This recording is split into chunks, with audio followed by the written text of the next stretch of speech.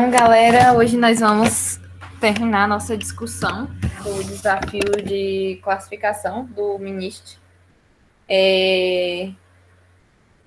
Não sei se Isaac e Thelma já tiveram acesso a esse dataset. Eu vou falar aqui um pouco sobre como ele está organizado, como ele é organizado. Acesso ao Lucas quê? também vai... Desculpa, não vi. Acesso ao quê? O dataset do MNIST de reconhecimento de dígitos. Ah, não, mas tranquilo. Pode falar. Obrigado. Pronto. Isaac já conhece? Já conhece? Repete aí, eu não ouvi o nome do dataset. Do MNIST. Isso que o Lucas mandou aí, de reconhecimento de dígitos. Que Ah, tem de 0 a 9. rapaz, eu conheço, eu nunca mexi. Pois é, vamos mexer hoje aí.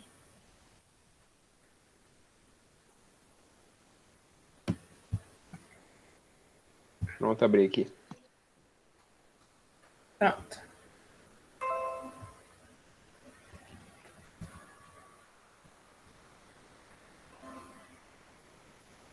Vocês estão vendo a minha tela? Sim. Sim. Porque eu não estava vendo direito. Então, aqui, ó.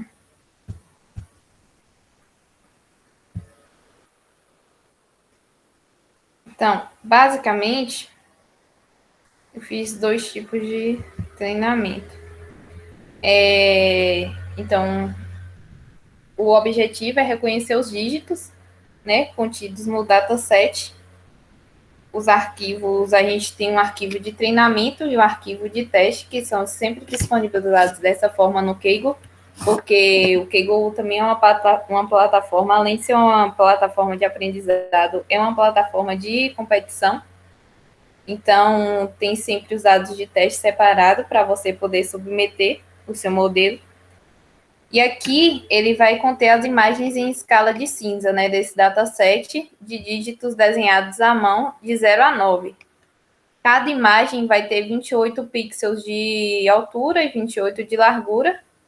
Então, vai retornar um total de 784 pixels. Cada pixel tem um único valor de pixel associado a ele, indicando a claridade e a escuridão desse pixel, com números mais altos significando mais claro, por exemplo, de 0 a 255, né? Escala de cinza, e aí, no caso, quando for 0, representa o preto puro. 255 representa o branco puro, né? E aí ele varia nessa escala. O conjunto de dados de treinamento é o Train CSV. Eles são disponibilizados na extensão CSV. Ele tem 785 colunas, né? Sendo a primeira coluna a coluna chamada de rótulo, que é a que representa o dígito, né? Por exemplo, é o número 1, número 2, número 3, número 4. E o restante das colunas contém os valores de pixels da imagem escolhida, né? Então, como é que a gente vai saber qual coluna representa qual pixel da matriz, né?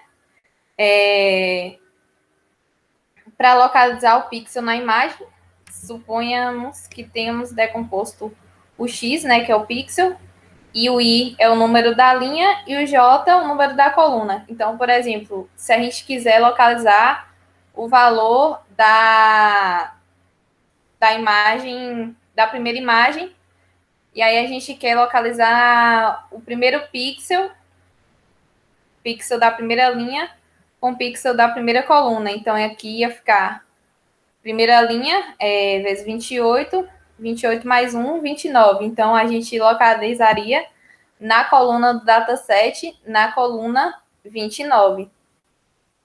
Y e J são números inteiros, né, que variam entre 0 a 27. Então, o pixel localizado está na linha I, na coluna J. Então, primeiro, né, o Kaggle ele já vem com isso aqui com essa importação feita, que são as bibliotecas básicas, o NumPy é para lidar com arrays e o Pandas é com dados. E aí ele já importa direto, beleza? E aqui a gente vai importar os pacotes de dados, né?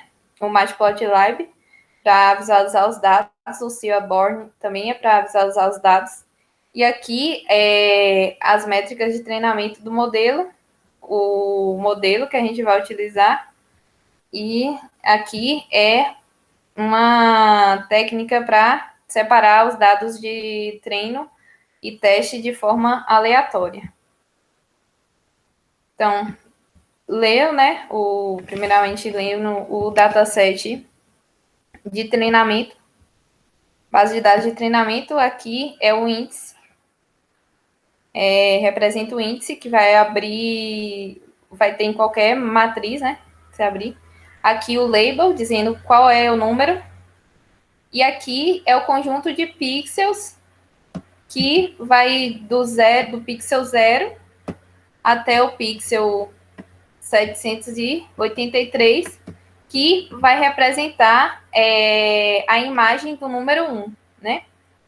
Aqui a gente tem 42 mil linhas de dados, ou seja, 42 mil números escritos à mão, né? E aqui a gente vai visualizar um desses dados.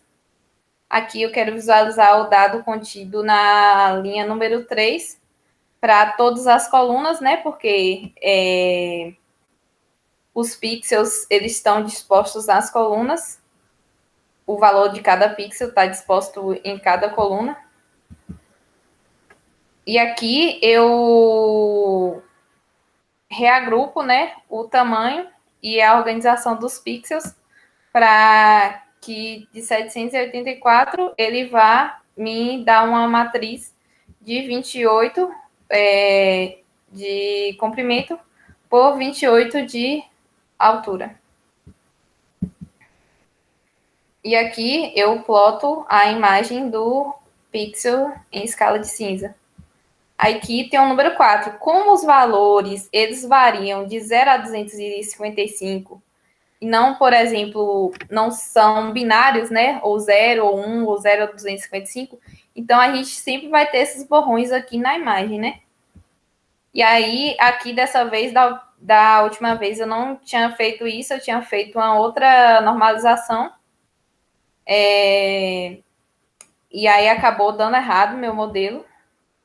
E agora fiz a outra normalização, né? Apliquei em escala binária e aí deu muito certo nesse conjunto de dados. Vocês conseguiram pegar o conjunto de dados? Como é que é? Como está distribuído, agrupado?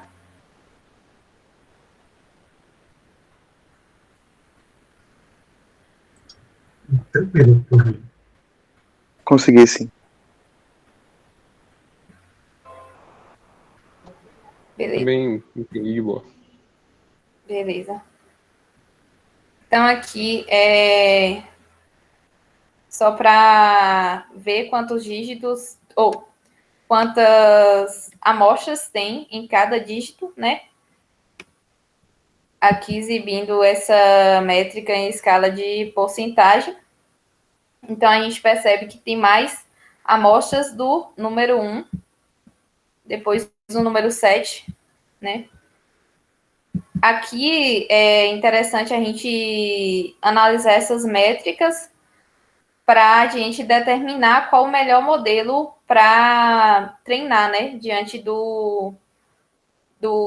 da nossa distribuição do dataset. Porque, por exemplo, se você for treinar isso aqui com SVM e não tiver distribuído quase que igualitariamente, você já vai ter uma acurácia, um desempenho menor, né, do treinamento do seu modelo. Porque ele vai tender mais a um valor. Aqui é para verificar esse comando, para verificar se tem algum valor faltante, né? E aqui não tem nenhum valor faltante em nenhum pixel.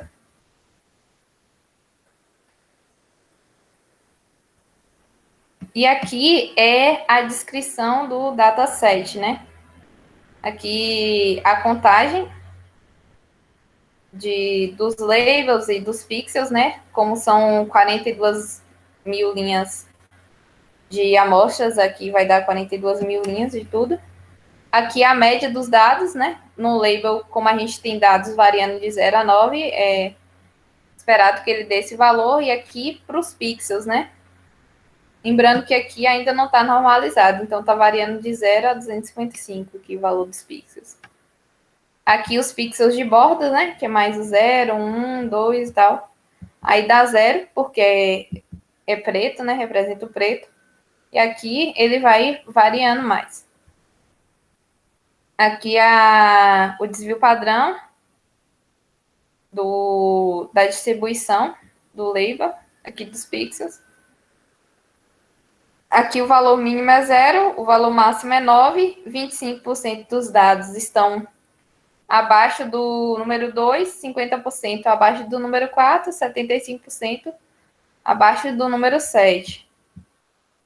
E aqui a gente tem essas métricas também para os pixels. Beleza?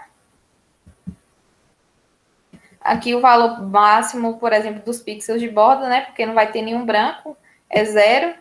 E aqui, ó, já tem representação de números aqui, né? Quando esses outros pixels. Agora, é necessário aplicar um processamento de dados tanto para diminuir o tempo de treinamento, como para que a rede, que o nosso algoritmo, ele consiga entender e generalizar melhor, porque são muitos dados. Tipo, o valor de um pixel, ele varia de 0 a 255. Então, ele pode assumir vários valores dentro dessa escala. E aí, se você transforma para uma escala binária, você vai ter só 2 valores possíveis, que é o 0 ou 1, né? Ou preto ou branco.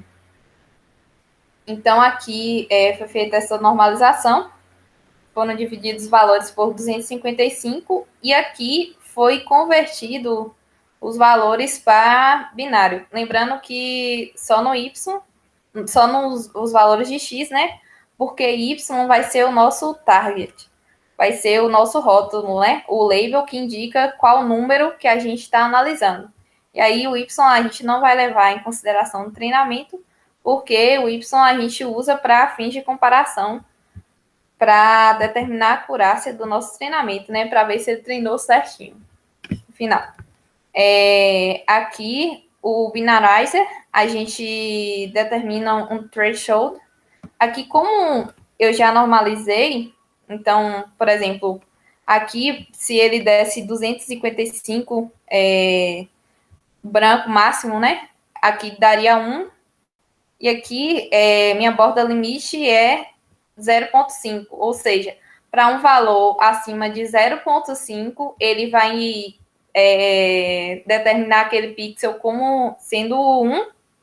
E para um valor abaixo de 0,5, ele vai determinar esse pixel como sendo 0. Aqui, o copy igual a false é para que ele não faça uma cópia do dataset, né? Ele já pega todos esses valores e transforma em uma nova matriz. Transpõe todos os valores. E aqui o fit, para ele aplicar isso em todos os conjuntos, todos os pixels do conjunto de dados X, né? E aqui transformo para que ele termine a transformação. Aqui é basicamente a biblioteca, né? Uma das bibliotecas de normalização que o Scala-Learn tem. Tem várias outras bibliotecas. E aqui é a nomenclatura, né? Basicamente, não tem muito o que falar. Aí, após normalizados, né? Os pixels, os valores dos pixels. Aqui só tem os valores dos pixels, porque o label ele já foi retirado. Aqui já vai ser utilizado para separar o conjunto de dados. E aqui, basicamente, a gente só vê 0, 0, 0. porque ele não mostra, como o dataset é muito extenso, então ele vai não vai ocultar algumas linhas e algumas colunas, né? Aqui a gente dá um X describe para descrever, ver as métricas dos dados.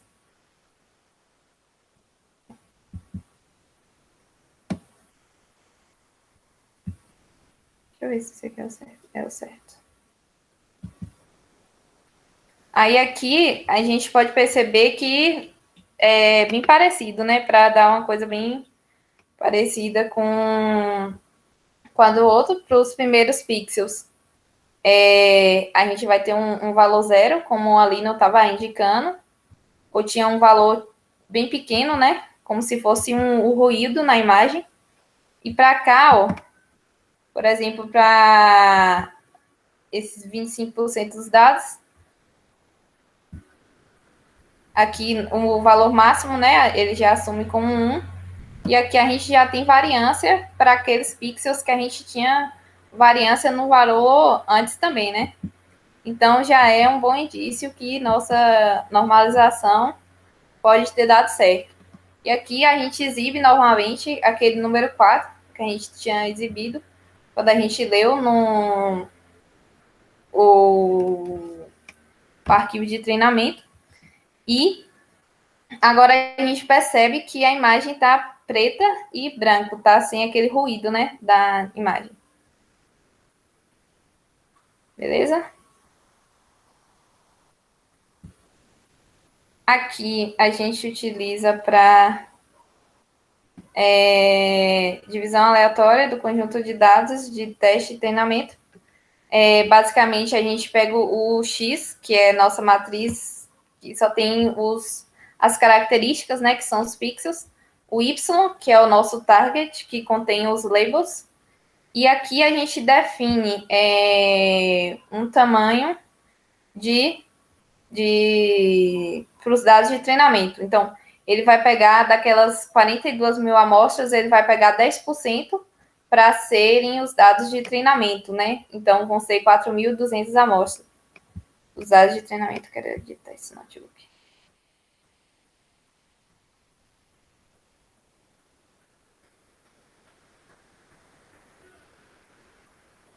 Deixa eu editar aqui para mostrar, pra ficar melhor.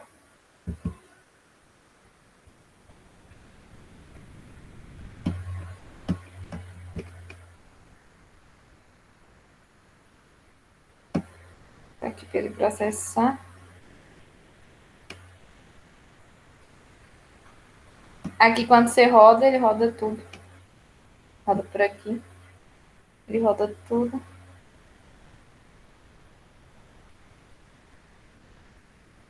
Tem algum erro aqui.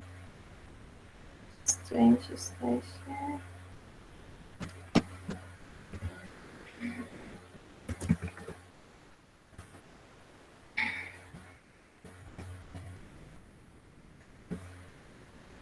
Beleza, pronto. É que aqui o X estava maiúsculo e aqui minúsculo.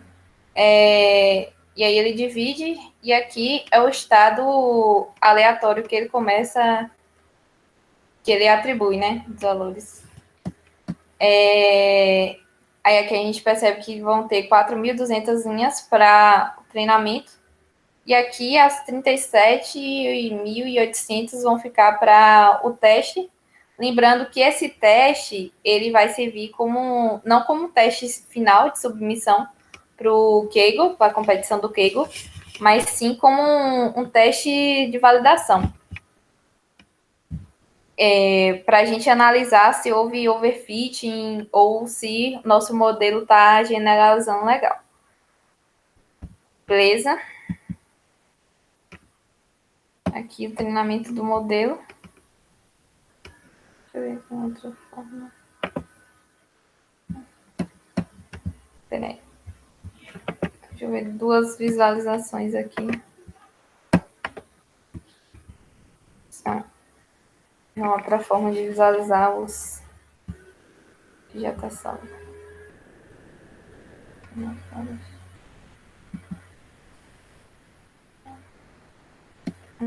Tá.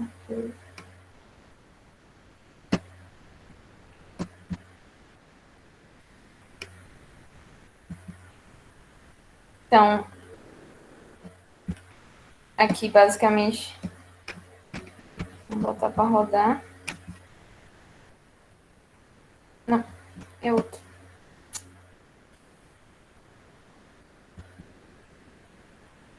Esse daqui já está com o modelo de árvore aleatória. Beleza, que é esse aqui. Vou mostrar por aqui que já rodou tudo. Tem algumas partes que demoram um pouco para rodar. Onde paramos foi aqui. Mas isso aqui já foi resolvido, porque foi um erro aqui na digitação da variável. Beleza. Aí, para o treinamento do modelo, né?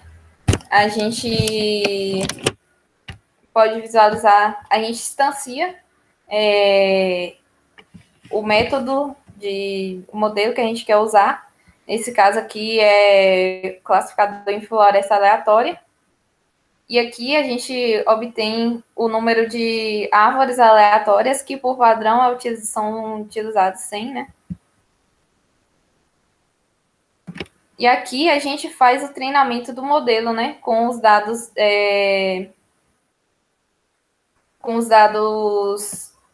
separados para o treino. E aqui é um modelo supervisionado, então a gente vai já treinar com o target, né? Com o label. Então, aqui, ao final, a gente vai realizar predições do modelo já treinado, né? Com a equação já definida. Beleza? Aqui é importante sempre a gente ver a acurácia, né? Do nosso treinamento e com o modelo de floresta aleatória já utilizando o Scalearn, já tem uma função própria que você pode obter isso, que é utilizando a Scalearn Metrics e a função Accuracy Score. E você obtém através do seu Y, né? Seu target real e a predição do modelo. Aqui o R2, né? Nosso coeficiente de correlação foi dado 1 e a acurácia de treinamento foi dado 100%. Então, é um resultado bem estranho, porque nenhum modelo dá retorno 100%, né? Então, aqui, fazendo a matriz de confusão, a gente pode perceber aqui que todos os resultados deram certo, né? Ou seja, o dígito aqui, que era 0, deu 0, que era para ser 1, retornou 1, né? E nenhum valor deu errado. Beleza. Aqui, só mais uma plotagem mais interativa da matriz de confusão. E aqui, utilizando esse treinamento, né? O teste, ele deu 0,92. O coeficiente de correlação e a acurácia 92,7%. Então, há uma discrepância um pouco grande, né, significativa, entre nossa acurácia de treinamento e nossa acurácia de teste. Então, isso indica para a gente que houve um overfit, né? Ou seja, os dados de treinamento, eles se ajustaram bem ao modelo, só que quando você bota novos dados de teste, o modelo não consegue generalizar, não consegue classificar da forma correta. Então, o que a gente pode fazer aqui nesse caso é uma otimização do modelo. O Grid Search, ele não é só disponível para SVM, né? Mas ele é disponível também para floresta aleatória. E aqui, utilizando o classificador floresta aleatória, instanciando, né? Njobs igual a -1 significa que ele vai usar todos os processadores, né? Ele vai aqui criar uma grade de parâmetros com base nos resultados da pesquisa aleatória. Então, aqui, ó, esses valores, beleza. Então, aqui vamos ver a máxima profundidade, o mínimo número de amostras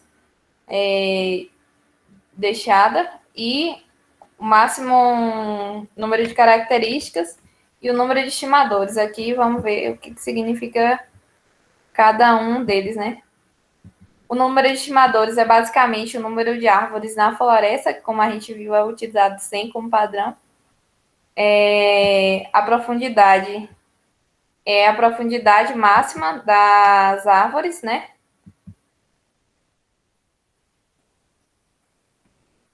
Aqui, o mínimo número de amostras que a gente viu é o mínimo número de amostras que é requerida para ser deixada no nó, né? Cada árvore, cada decisão que vai ser tomada pelo modelo de floresta de aleatória representa um nó.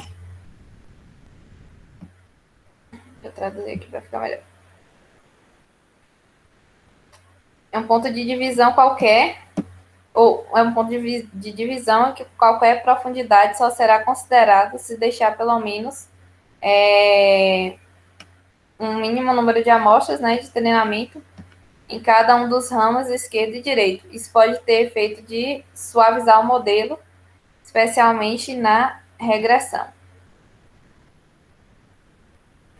Aqui o número máximo de características, que é o número de recursos a serem considerados ao procurar a melhor divisão, né? Ou seja, quais os recursos que ele vai estar, quantos recursos que ele vai estar analisando na árvore aleatória, né? Beleza? Então, basicamente, variando esses parâmetros. Aí, com o Grid Search, ele consegue fazer o treinamento de todas as combinações, né, possíveis desses parâmetros para o modelo de floresta aleatória. Aqui a gente instancia o modelo de pesquisa em grade, o Grid Search, aqui usando o classificador, né, o Random Forest, aqui variando os parâmetros, precisa variar, aqui ele vai processar todos, né, ao mesmo tempo, e aqui ele vai retornar a acurácia.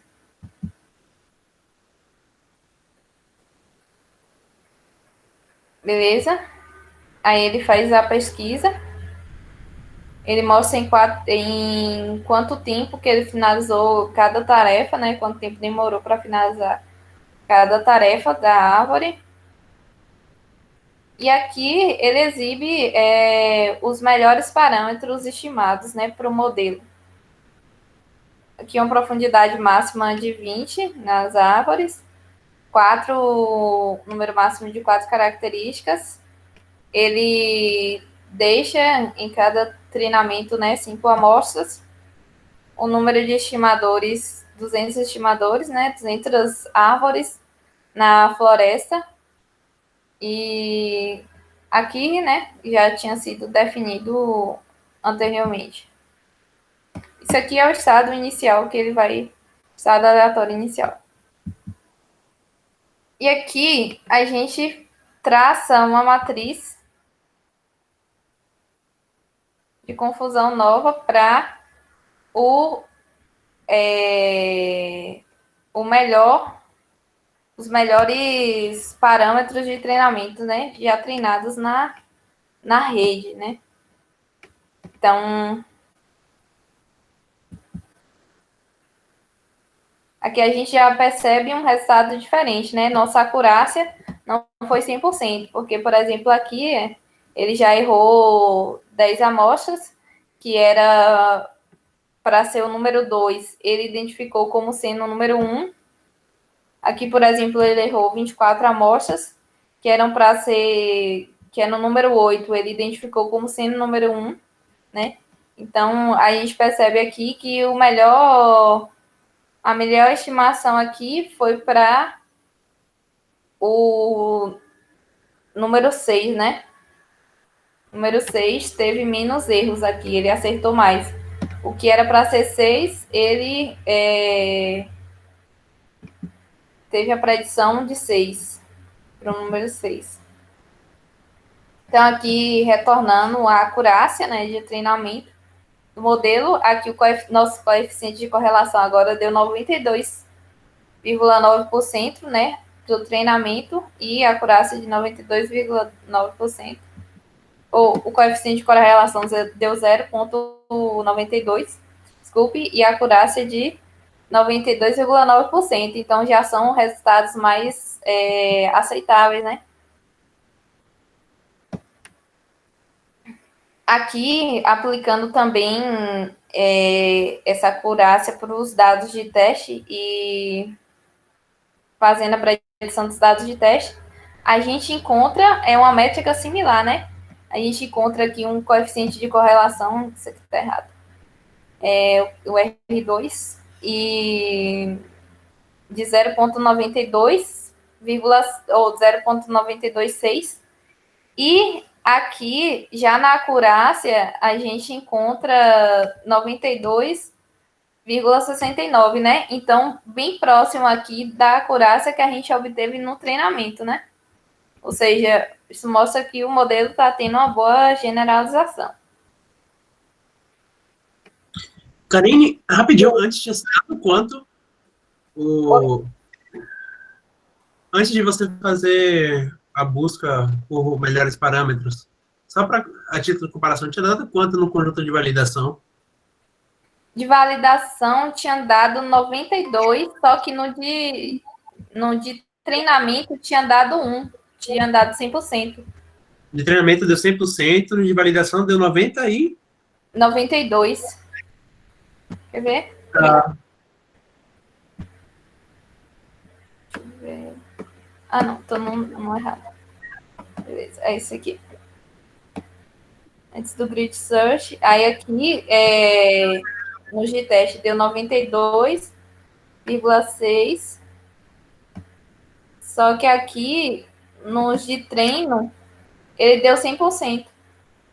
Tá, Então, é só para esclarecer, porque seguindo um pouco a nomenclatura, tem o de treino, o de validação é o que você chamou de teste aí, né? Porque isso, o dado de teste real mesmo é o da submissão. É o da submissão. Isso. No caso, quando dava 100% de treino, validação estava 92%. Você se lembra, eu tenho aí, quanto é que deu na submissão, essa versão? Na submissão, para os parâmetros otimizados, deu 92 também. Deu 0,92. Não, mas eu estou perguntando em relação ao anterior, entendeu? A título de comparação. O anterior que eu refiz, mas eu não estou encontrando aqui, deu 0,89, deu similar ao seu que você fez lá, utilizando o SVM. Entendi. Com núcleo RBF. Por que eu estou falando tudo isso? Porque em uma primeira leitura, poderia pensar que anteriormente estava melhor, porque estava com 100% para o treino, 92% para o teste, para a validação. E depois de você fazer a pesquisa, os dois ficaram com 92%, treino e validação. Então, teoricamente, estaria pior nesse sentido, mas a questão da generalização, esse modelo é bem melhor.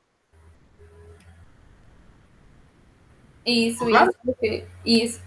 Porque a gente não pode... É aquela questão, né? Que a gente não pode olhar somente a acurácia do treinamento, ou do teste isolado. A gente tem que comparar elas entre si, porque se não darem próximas, né? Significa que o nosso modelo pode estar generalizando errado, ele está superestimado, subestimado, né? É isso aí. Agora o de SVM eu queria mostrar, mas era a versão 8 e parece que a versão 8 não está aqui. Mas enfim, vamos terminar esse daqui. Daqui a pouco eu procuro.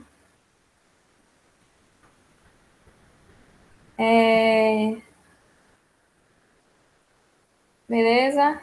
Aqui. Sim, agora Por fim, né, que a gente já obteve todas as acurácias e já fez as análises entre elas, a gente vai carregar os dados de teste, CSV de teste. Aqui, como a gente fez a normalização no conjunto de dados de treinamento, então, obrigatoriamente, a gente tem que fazer a normalização no conjunto de dados de teste, né? Porque senão não vai ser válido quando a gente equacionar isso, né? Vai ser diferente. Você vai estar treinando com dados diferentes, não vão ser dados binários, vão ser dados variantes.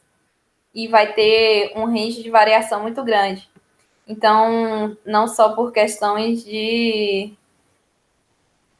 da acurácia, né? No momento que nas amostras de teste real, né? Que como o Lucas falou, esse aqui que eu denominei de teste é uma validação do meu treinamento. E esse aqui é o teste real, né? Que é do CSV de teste, que é submetido ao Kaggle, né? Aqui é o mesmo tipo, a mesma normalização, dividindo por 255 e aplicando o binarizer, né? Ele já vai transformar para 0 e 1, tudo. Um limite aqui de 0,5. Aqui a gente instancia, né, o modelo, faz as predições com o modelo instanciado para os dados de teste e concatena isso, transforma isso em uma série, né? E juntamente com os labels e concatena isso todo em um data frame, que é o data frame que a gente vai escrever, né? A gente vai submeter. Ok, a gente vai escrever em um arquivo CSV. E aqui é a leitura dos 5 primeiros dados desse data frame, né? A imagem ID, que é, no caso, a primeira imagem, segunda imagem, terceira imagem, quarta imagem, quinta imagem. Aqui ele ainda mostra um índice. E aqui é o label, né, de predição que a rede deu. A primeira imagem foi predita como sendo número 2, a segunda como número 0, a terceira como número 9. Aqui, vamos ver. Consigo ver.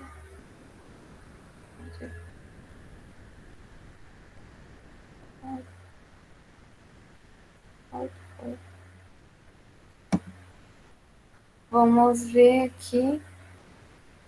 Deixa eu ver.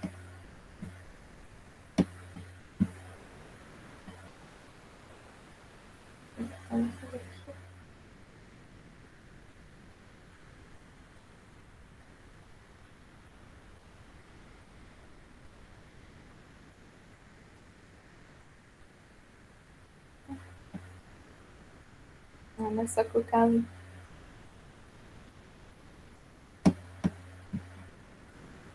Então, para esse último modelo que eu treinei aqui, ó, quando você submete, você pode ir aqui, Submit Predictions, depois que você gera um arquivo de output, né? Aí você pode submeter suas predições aqui, e aqui tem suas submissões, né? Mais submissions. E aí ele sempre vai lhe mostrar, aqui é um leaderboard, a classificação, e cada desafio ele vai ter uma métrica diferente para definir essa posição no leaderboard. Por exemplo, você pode vir aqui em score, e nesse score aqui ele está considerando a acurácia, né, na categorização dos dígitos. Por exemplo, no outro conjunto de dados que a gente trabalhou, que era para predição do preço de casas, ele considerava no score como erro, né? Ou seja, se você tivesse um erro menor, você ia estar numa posição maior no score, né? No leaderboard. E aí é isso, cada desafio tem uma métrica diferente. Beleza? Aí ele mostra a sua posição aqui no leaderboard. Aí a minha foi 2.252, né? Aí ele mostra aqui, no caso aqui, como é a acurácia, né? A métrica que ele está estipulando. Aí deu 0,92. Aqui, Vamos ver se eu consigo ver a outra submissão. Ah, tá, beleza. A outra submissão foi essa daqui, que foi com o SVM, utilizando o SVM, que deu 0,89. Deixa eu ver se eu consigo ver essa versão. Certo? Não sei o que aconteceu, ele mudou os números das versões. Basicamente, foi a mesma coisa. O que mudou aqui foi o método de treinamento, né, do modelo. Mas foi aplicada a mesma normalização. Foram as métricas, né? É claro que foi diferente aqui para análise, mas a mesma normalização, que estou exibindo também o número 4. A mesma separação do conjunto de treino e de teste, né? 10% das amostras foram para o treinamento, o resto para o teste. O que acontece? Porque só 10% para treinamento?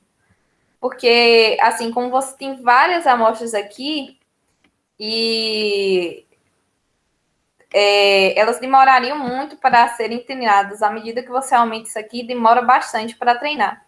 Mas, por exemplo, se você fosse usar uma CNN, se eu utilizar essa métrica aqui, seria muito ruim, né, Lucas?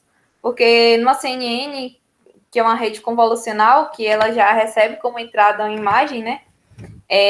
Você tem... Quanto mais amostras você tiver para o seu treinamento, né, melhor.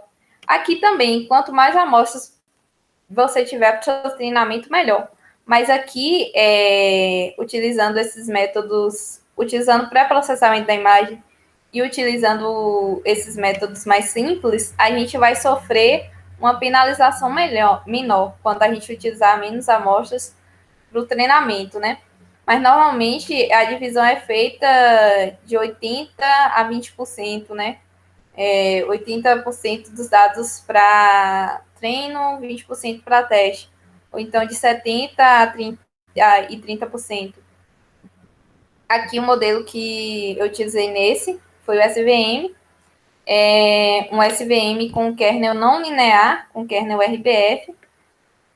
E aqui eu fiz a mesma pesquisa para os parâmetros ótimos, para o treinamento. Na verdade, isso aqui já é imputando a acurácia dos dados de teste. Deu 0,93. Aí eu procurei a otimização do modelo, né? Procurando... Aqui a gente tem parâmetros diferentes, né?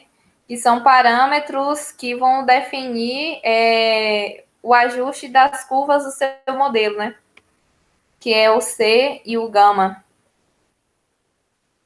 E de acordo com isso, o seu modelo ele vai se aproximar mais das amostras, ele vai levar em consideração, por exemplo, uma curva mais estreita, né, que delinee bem as amostras. Em outra, ele vai abrir mais a curva, tentando fazer uma seleção menor, uma seleção de dados melhor, mas sendo menos preciso. E aqui eu obtenho os parâmetros ótimos.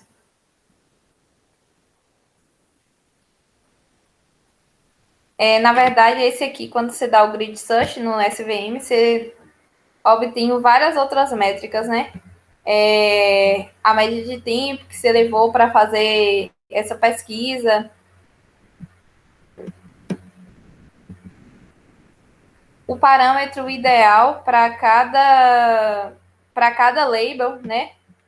O conjunto de parâmetros ideais para cada label, aqui ele tira uma média, né? Qual foi o melhor, qual foi o conjunto parâmetro que foi melhor para uma quantidade maior de labels.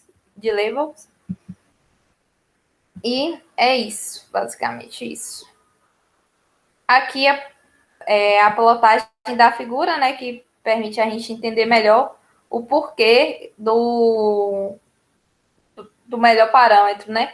Por exemplo, aqui a gente tem uma acurácia muito boa de treino, né? Chega a 1% aqui, mas quando você vai para a acurácia de teste, é bem discrepante, né? Você está aqui em 92,5. Então, foi aquilo que ocorreu naquele outro modelo, né, de floresta aleatória, para essa combinação de parâmetros, por exemplo. Aí, aqui, quando você vem para cá, aqui você já obtém uma discrepância menor, né? Você obtém uma acurácia menor no treinamento, mas uma discrepância menor. Ou seja, isso indica que, mesmo com uma acurácia menor no treinamento, ele conseguiu generalizar bem o modelo, então o desempenho no teste dele vai ser mais fiel, né, à realidade, ao que é real, a classificação dele. Então, essa aqui foi a menor distância obtida para as melhores acurácias, né? Aqui deu 91% e aqui deu, sei lá, 98% ou 88%. Aí aqui ela já vai, à medida que você vai aumentando o C, já vai tendo um overfit. E aqui você tem um desempenho muito baixo, né? E aí, quando o seu desempenho vai aumentando, vai ocorrendo um overfit, né? Então, a pior combinação de parâmetros possível. Então, a melhor combinação de parâmetros foi essa aqui, né? Que a gente viu. Para o C igual a 1 e para o gama igual a 0,001.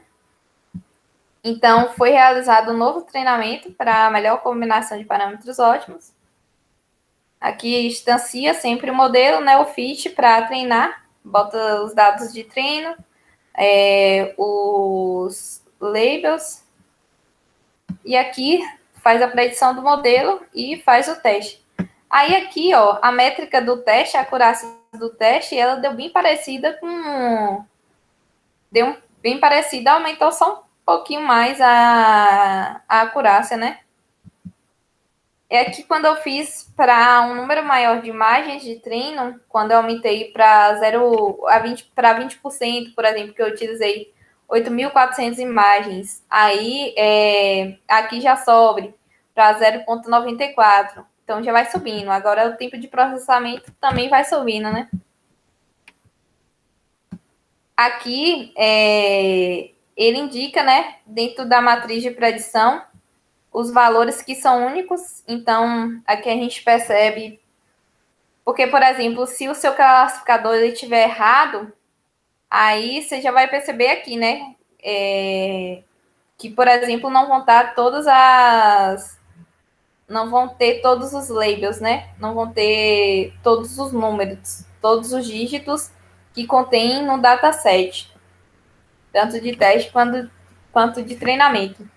Então, aqui ele tá a matriz de predição final contém todos os dígitos. Beleza? Aqui ele só exibe dos 3 primeiros aos 3 últimos, né? Números da matriz de predição, do array de predição. E aqui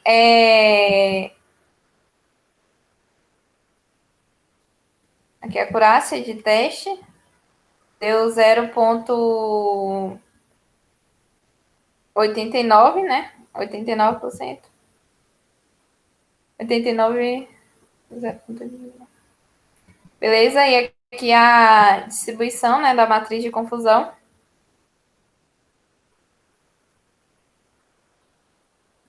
Que a gente pode perceber que o maior número de acertos foi para...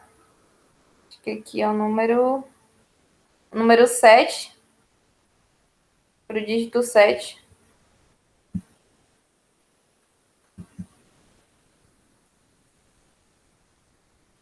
Sim, para o dígito 7. Beleza, e aqui é da mesma forma, né? Aplicando a mesma normalização e utilizando o mesmo método para escrever essa predição do arquivo de teste disponibilizado pelo Kaggle em um arquivo CSV para você poder submeter. E aqui a leitura das 5 primeiras predições, que foi igual o do outro, né? As 5 primeiras predições foram igual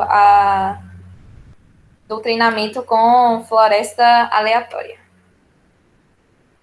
Gente, eu falei sozinha. E eu não sei se eu passei muito rápido. Se tem alguma dúvida, alguma coisa que queiram falar, eu vou compartilhar o notebook no Telegram. Os dois. Mas, por E aí, mim, Isaac? de boas, eu consegui entender, acompanhar. Muito boa a apresentação.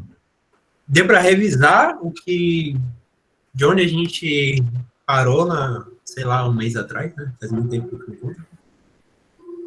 E comparar com um outro modelo.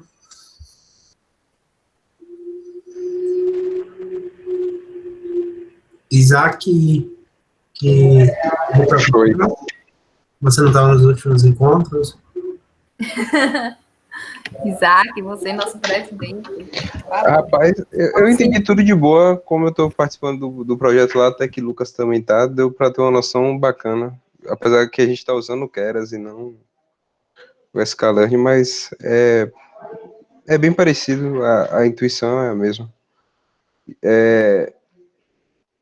Mas vamos jogar aí nesse grupo de estudos para dar uma melhorada, evoluindo os conceitos, como eu já disse. A aula fica, a apresentação fica disponibilizada onde? Thelmo, essa daqui ainda vai ser disponibilizada no YouTube. No YouTube, certo. As gravações aí estão numeradas lá, hashtag, aí tem um número. E tem a descrição também lá no YouTube. Certo, obrigado. Né? E eu indico no grupo quando a gravação já estiver disponível lá. Beleza? Bom, Mas tá tem certo. alguma dúvida, assim? Não, dos primeiros contatos, né? Mas eu consegui entender um pouquinho. Na verdade, é o suficiente para não dizer que não entendi nada. Nada que eu consegui sim. Beleza. Se tiver alguma dúvida, é só jogar lá no grupo também do Telegram. Pronto, jogo sim. Pronto, fechou então. Gabinha estava no último encontro.